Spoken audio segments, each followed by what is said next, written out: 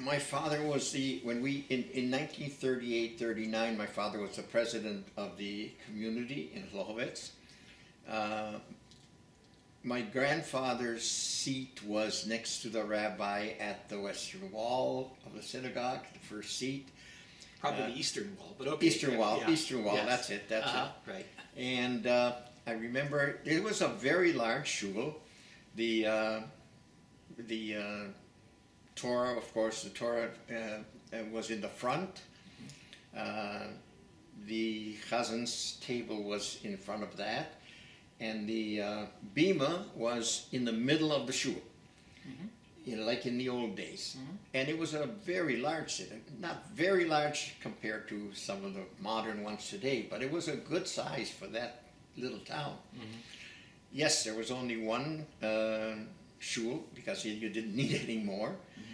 We had a wonderful rabbi who became a very good friend of the family, very, very learned. He has a whole story behind him. He actually he was taken to Auschwitz with his whole family, and it was an absolute miracle that of all the people he was maybe 5'6". His wife was maybe 5'1" or 5'2". The little kids were 7 or 8 years old. All of them went to Auschwitz, and they all survived.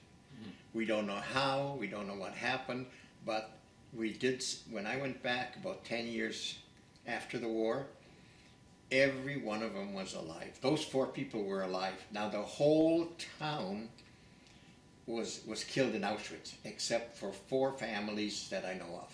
Okay, so we'll come back to that later Right. when we deal with the period of the war and after. But what was the level of observance, of Jewish observance, like in your immediate family? For example, did they keep kosher? To what extent? Absolutely. To what extent were they shomer Shabbat? No, it couldn't be Shomer Shabbat in our business because Saturday is the day that the market comes into town. All the people from the surrounding area come to sell their wares, and as soon as they get the money for their wares, they'd come into our store, which was at that point, and bought whatever they needed for the week. I see. So Saturday was by far the busiest day of the week.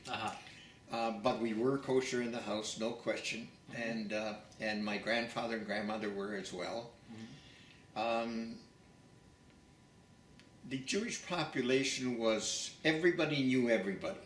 So being as my father was the most successful in the town, everybody knew him, of course. But he also knew everybody else. It was just a community and that was all together in one shul.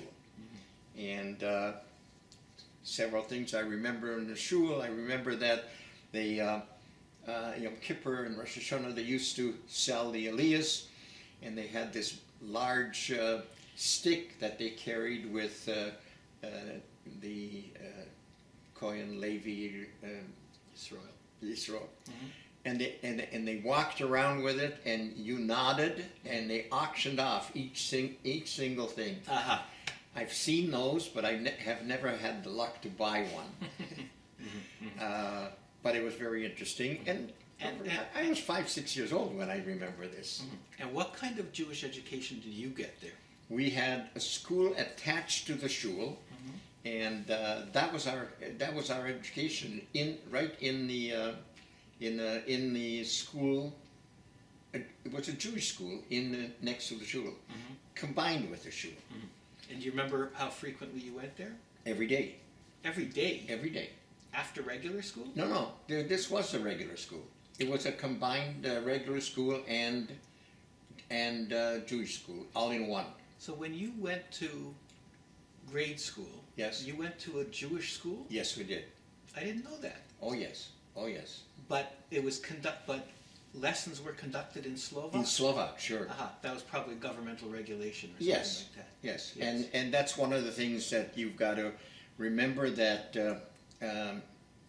being that we were in Hlohovec, and it used to be Germany, and then it was Hungary, and then it was Slovakia, all languages were spoken. Everybody spoke all three languages, and then some.